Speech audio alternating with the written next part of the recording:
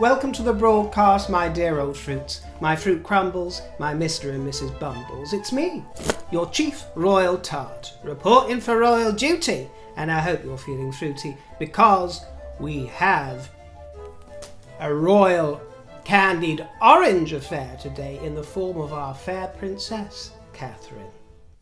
She was on display in all of her regal glory at Fox Club's nursery in Luton, Bedfordshire, and this visit is part of the early years development work that she does so very diligently.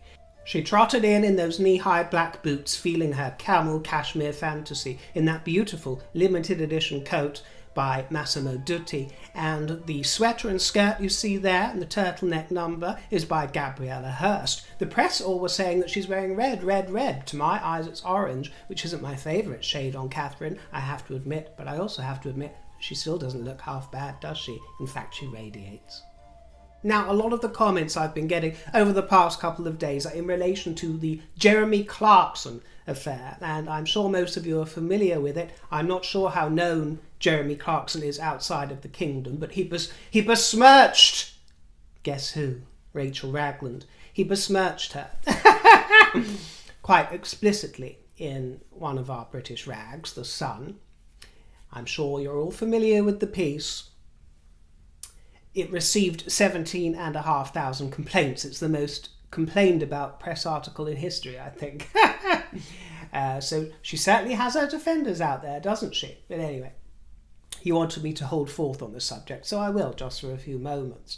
But just as a memory jogger, in The Sun, Mr. Clarkson described Meghan. Well, he said that he hates the Duchess on a cellular level, and was daydreaming that she was made to parade naked through the streets of every town in Britain while crowds chant shame and throw lumps of excrement at her. I'm not laughing. Terrible, isn't it? What an awful thing to say. And he said everyone my age thinks the same way. So yes, you were curious to know what I thought about that, the rights and wrongs of Saturn the 10th. And, well, it's not surprising. This is Jeremy Clarkson, and a few years ago it might have gone under the radar a little more than it did this year. But I've got to say, it was perfect timing for the Harkles, wasn't it? Because as Harry said recently, it proved their point to the rest of the world, to anyone on the fence, anyone who might be taking their fancy. It proved their point at the exact opportune moment when they've been accusing the British press of having some vendetta against them. So it's rather frustrating. Although I've got to tell you, Jeremy Clarkson is Jeremy Clarkson, and anybody who's hired him over the past few years knew what they were getting. So I actually hold the editor of The Sun more responsible than I do Jeremy Clarkson. It should have been put through the filter of an editor, just like Harry's tone with the revelations, such as the Taliban account that he gave away in his tone. You know, editors need to hold some responsibility here, and that goes for newspaper editors as well. They knew what they were getting with him. Do I think it was distasteful? Yes, I do. Do I think it pushed the line? Yes, I suppose I do, in the temperature and the mood of today. However, I do also see the argument from those that are coming forward to defend humour.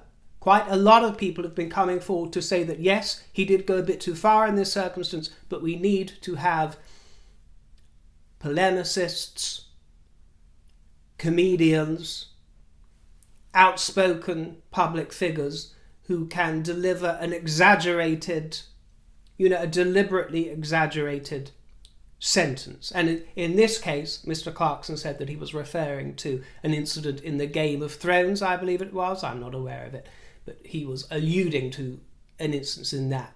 He forgot to mention this in the article, which made it sound worse than it actually was.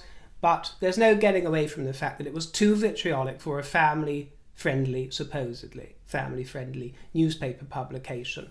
So I think it was most unfortunate for all involved. However, what I do have a slight issue with is the fact that apparently Amazon, because he's got all these employers, these bigwig employers that have made him this multi-million pound fortune that he has. You know, he's very successful as a presenter.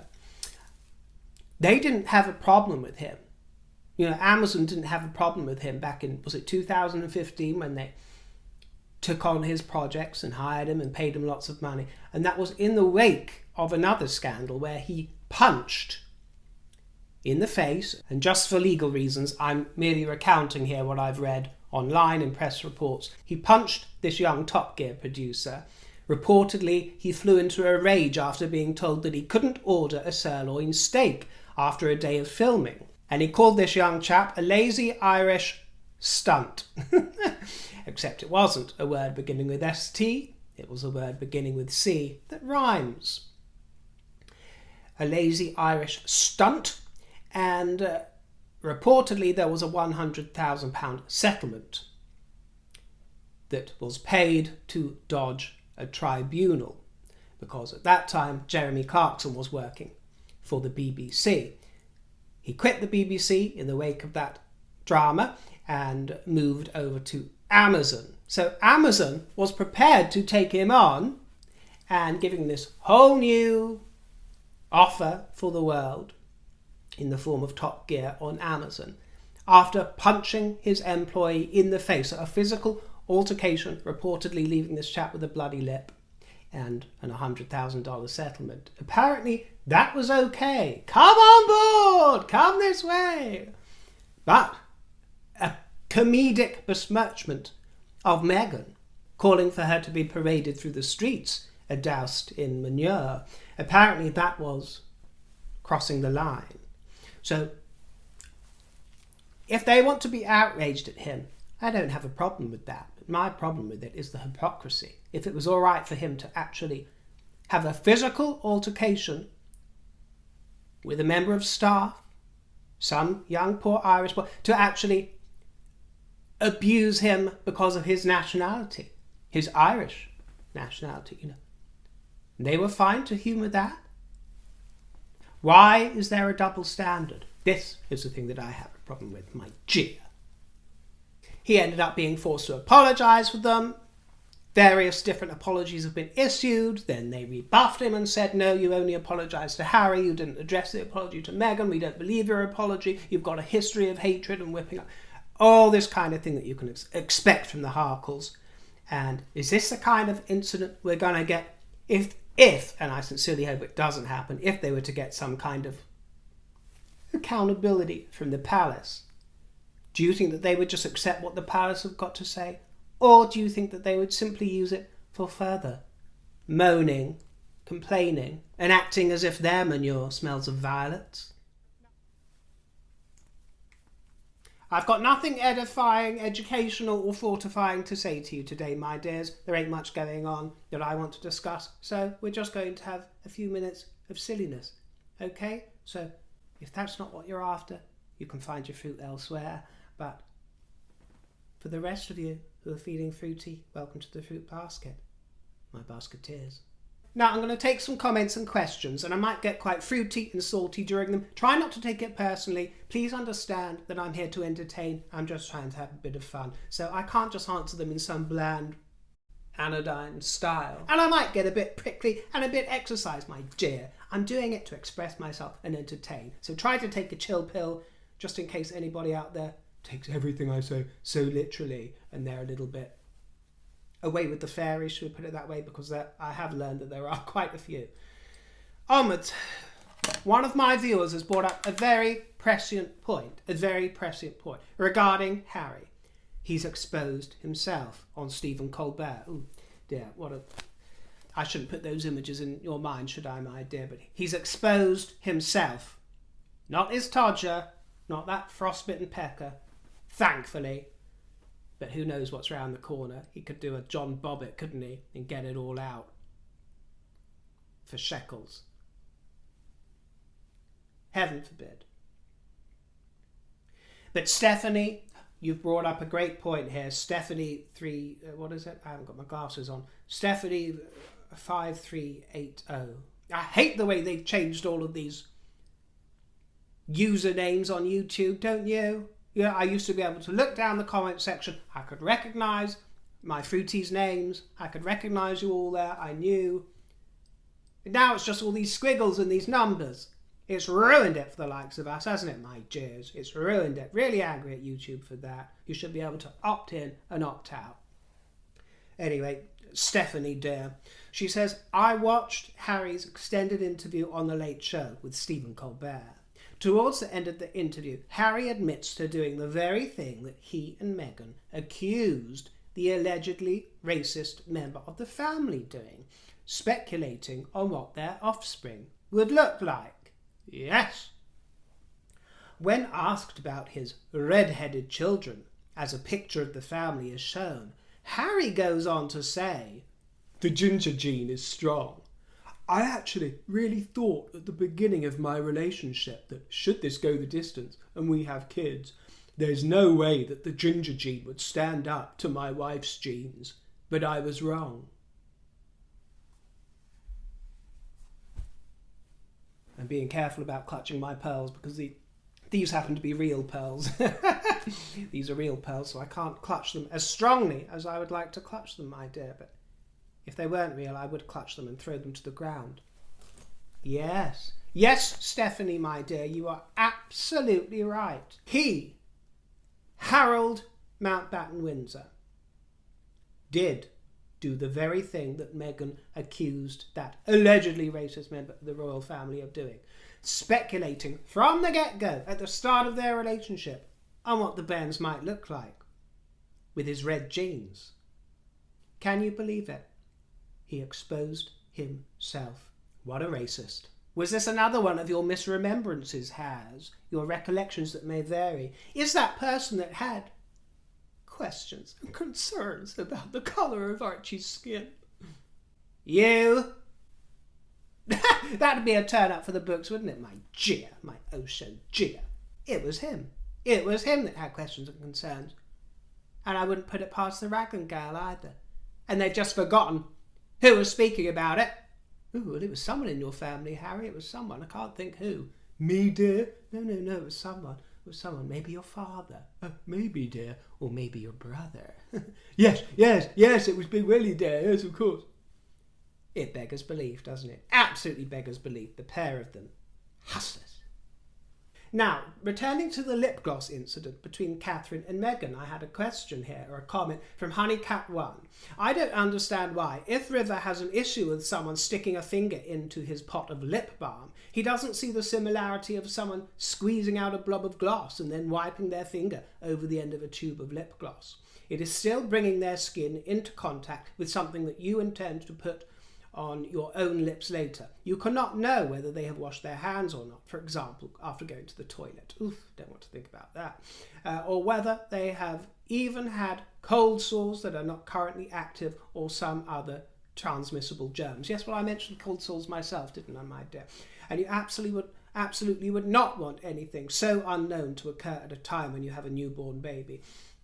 There was a case a few years back when a person kissed a newborn on the cheek, but that person carried the cold sore virus and the infant caught it and died not long after. Why take that risk? I think Catherine's behaviour, assuming it is even correctly reported, is entirely understandable and pardonable, and I feel River has been too dismissive of it. Just my opinion, though. Well, darling, I wasn't actually dismissive of that. My God, some of you are so quick to jump down one's throat and take every word I say so literally as if I have to caveat everything 6 million times. It truly makes it exhausting, I've got to tell you.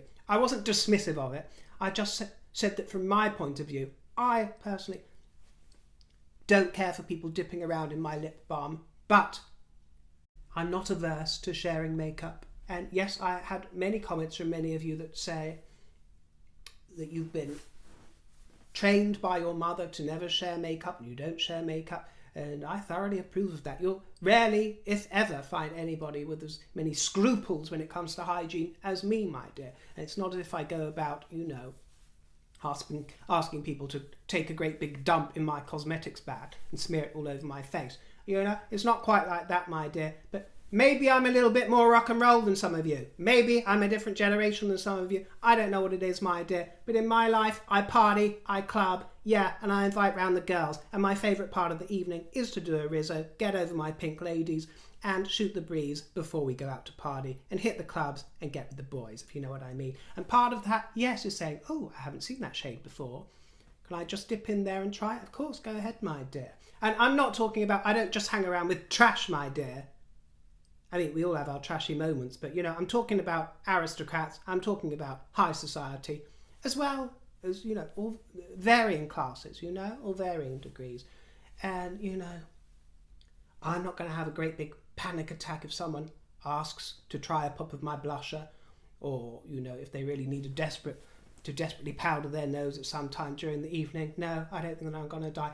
And, you know, if everybody wants to be incredibly panicky about what germs they're going to get, well, I just want to tell you, my dear, there was a time, one of my first jobs was working within the restaurant at an hotel, a local hotel, you know, doing a bit of waiting on tables. This is when I was still at school.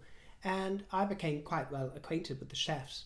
And I'm sure if you've worked in eateries, if you've worked in any of those sort of environments, you'll know that those kitchens are full of chefs that don't wash their hand, and cooks, and this isn't besmirching the entire industry, my dear, but they don't all wash their hands when they return from the lavatories. And if you know anything about these cooks and chefs, even in the, you know, Michelin-starred joints, the hands are all over your food, my dear. In fact, the more prestigious the joint, you know, I once went to a joint that was commandeered by Marco Pierre White, and I can tell you, my dear, that actually no, I'm not going to go there, but let's just say he was chain smoking and then he was doing something else, and there wasn't much, but I'm not going to actually specify.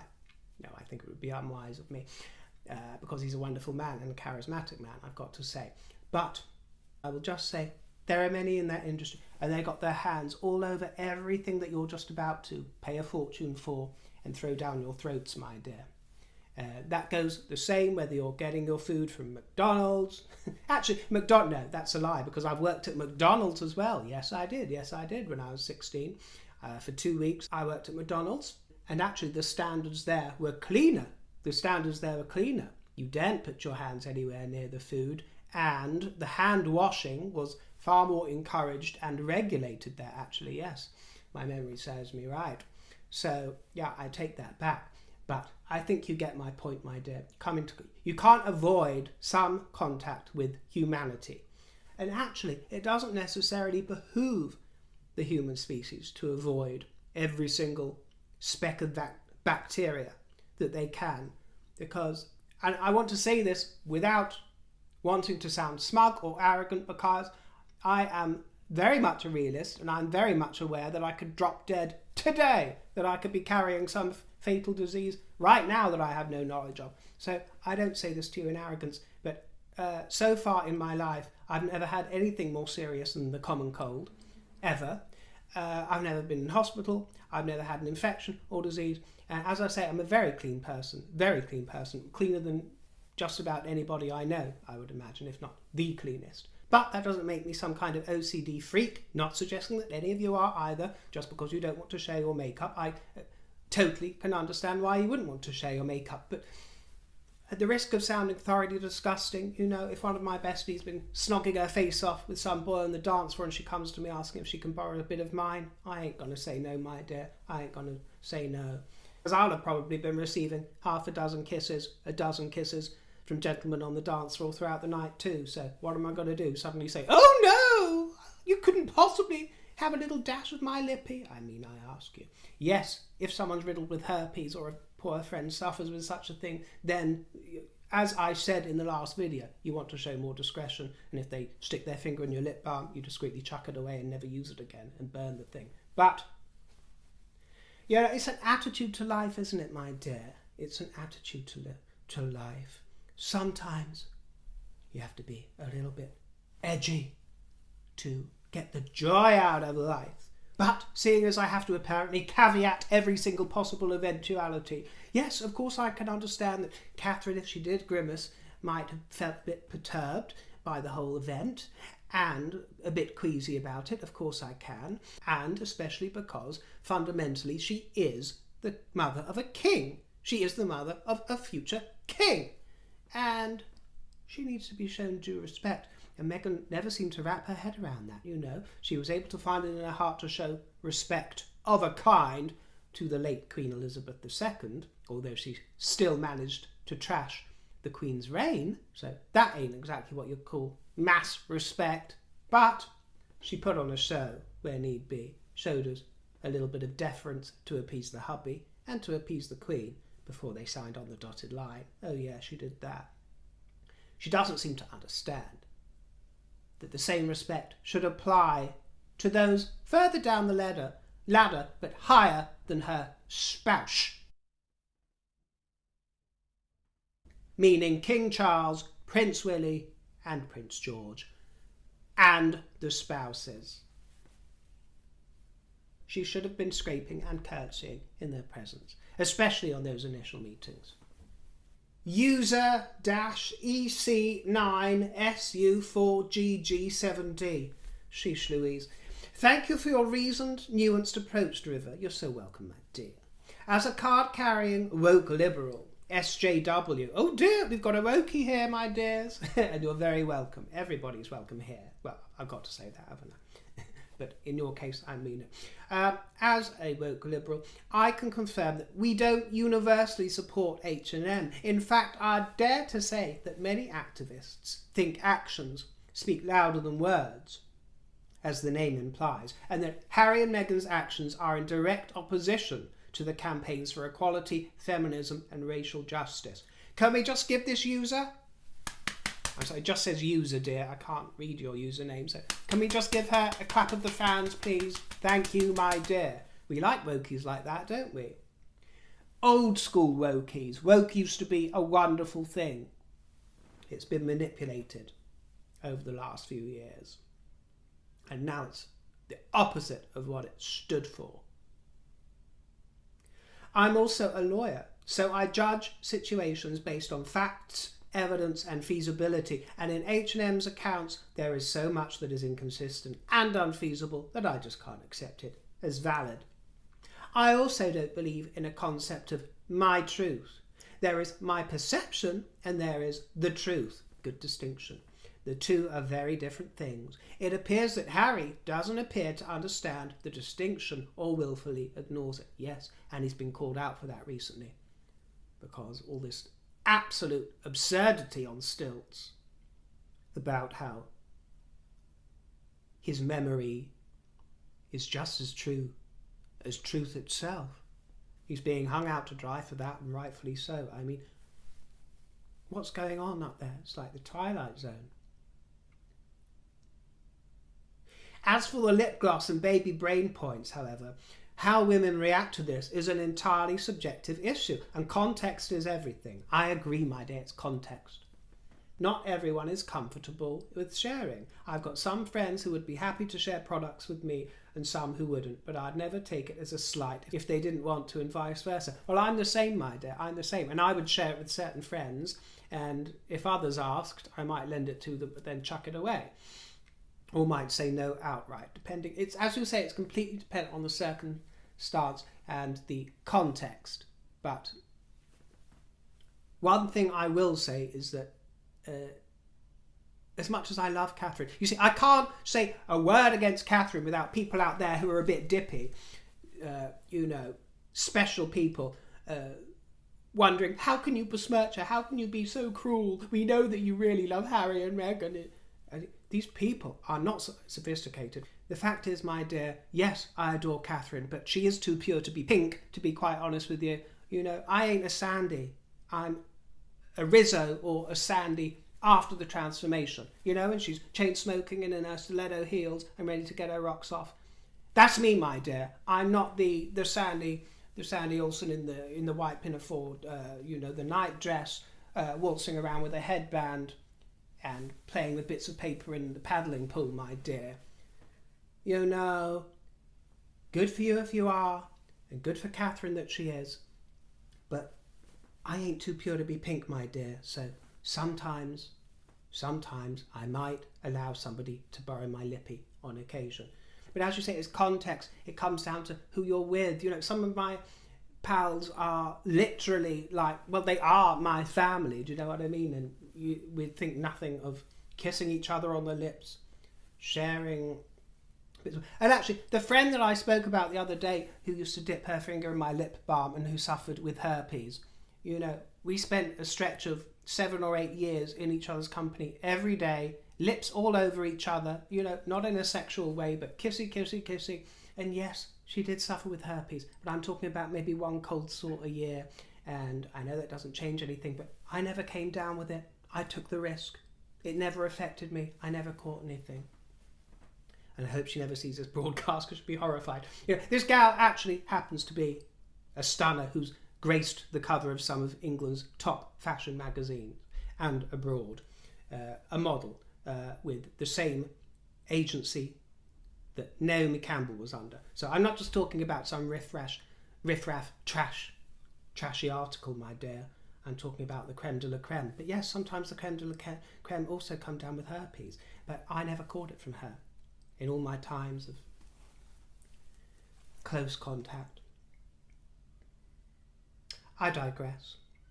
Kate London 54 says, if someone I didn't know tried to hug my hunky hubby on first meeting him and greeted me in ripped jeans, brought up my baby brain and then asked to share my lip gloss, I'd certainly be frosty too.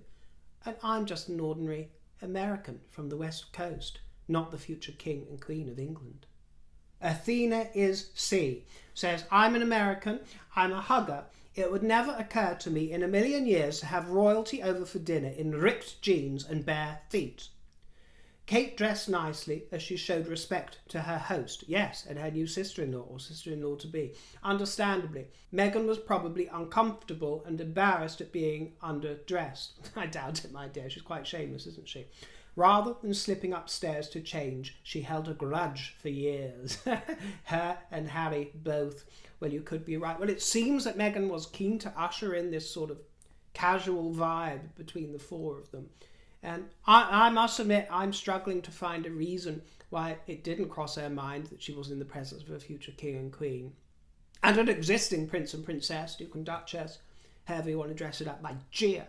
You know, she was in their presence and a close bond had not been established. And didn't it cross her mind to think, maybe just for these tender years, if I am going to insist on wearing denim, maybe I could find it within my soul to find denim that isn't ripped, you know, and perhaps I could make a bit of an effort to make it look as if the stable groom has been round to hoove my trotters, my dear, to hoove those feet, those cloven heels. You know, a bit of effort, even a pair of slippers, my dear, call her Cinderella what you will.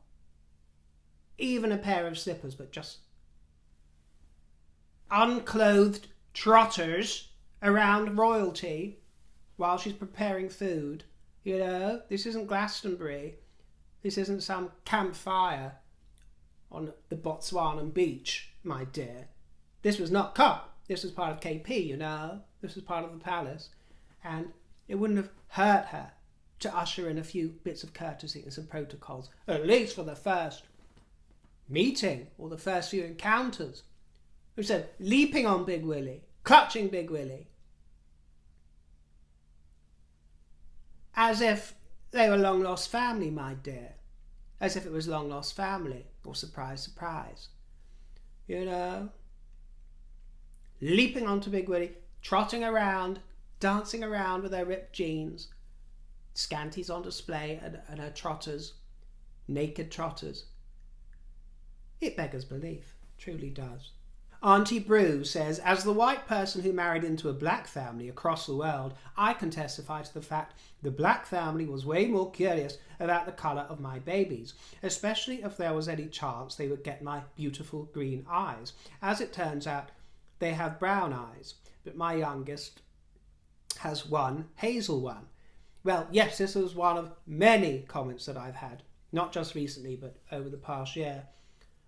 Many from white and black people and everything in between, all saying the same, which we've discussed many times. And yes, just as your family were eager to get the green eyes, I wonder if we'll get a bit of green eyes. Is that sometimes you'll hear white people saying, oh, it would be lovely if we could have a bit more of a caramel tone for our baby. I remember one friend who had, similar to Harry's colouring, actually saying it would be nice if my children didn't have to suffer in the sun as I do with catching a sunburn here, there and everywhere. So wouldn't it be nice if we had some more pigmentation? Oh, wouldn't it be lovely if she got his curls? And oh, it'd be nice at last to get a bit of rhythm in the family as well, my dear. You know, any of that, all and any of that is completely natural.